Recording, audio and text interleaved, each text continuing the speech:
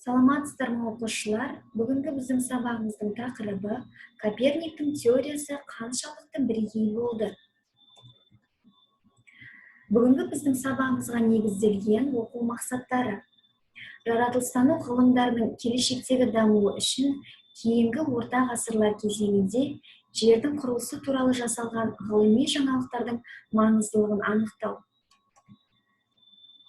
Бүгінгі сабағымызда орта ғасырлар кезіндегі ғылыми білімдердің дамуы мен адам өміріндегі қоршаған орта туралы білімнің маңызымен және Николай Коперниктің ғылыми жаңалығымен танысамыз. Ғылымның дамуы. Географиялық ашылулар тұсындағы Колумб пен Васко да Гаманың саяхаттарынан кейін басқа теңізшілер де дүние жүзінің түкпір-түкпіріне қауіпті теңіз саяхаттарына шығуды тоқтатқан жоқ. 17 ғасырдың басында Австралия құрлығы ашылды. Орыстар солтүстік Азияның зерттелмеген жерлеріне еніп, Тынық мұхит жағалауына шықты. Батыл саяхатшылар құрлықтың теңіздер мен мұхиттардың көп бөлігін зерттеді. География ғылымы тамаша табысқа жетті.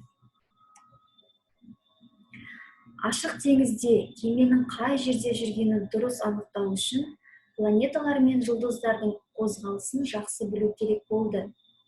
Дінбасылар Птолемейдің жер қозғалмайды деген ілімін қуаттады. Бұл ілім жер мен адамды Құдай жаратты. Ол күн мен ғаламшарларды жерді айналып жылжуға мәжбүр етті деген діни қиялға қайшы келмеді. Бұл Николай Коперник. Николай Коперник 1473-1543 жылдары Польша өмір сүрген Польшаның ұлы ғалымы.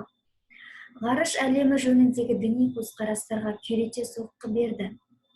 1507 жылы жер және басқа планеталар күнді айналып жүреді деген тұжырымын ғылыми жолмен дәлелдеді. Аспан денелерінің айналысы туралы атақты еңбегін жазды. Бұл кітап ұзақ жылғы еңбегінің бір данасы.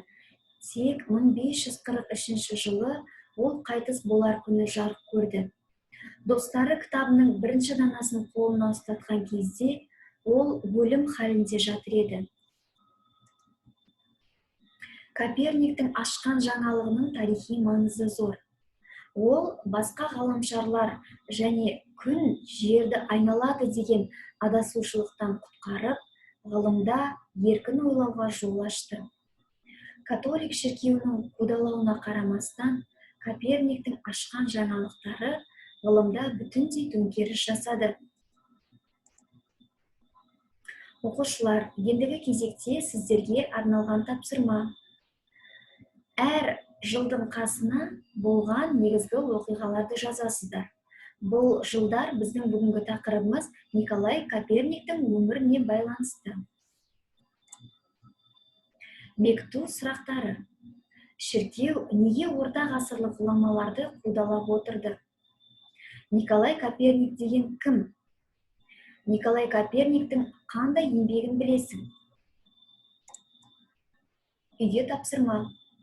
Әлемнің құрылымы туралы Николай Коперник ілімдері жайлы реферат жазыңдар. Оқушылар, бүгінгі біздің сабағымыз аяқталды. Келесі кездескенше.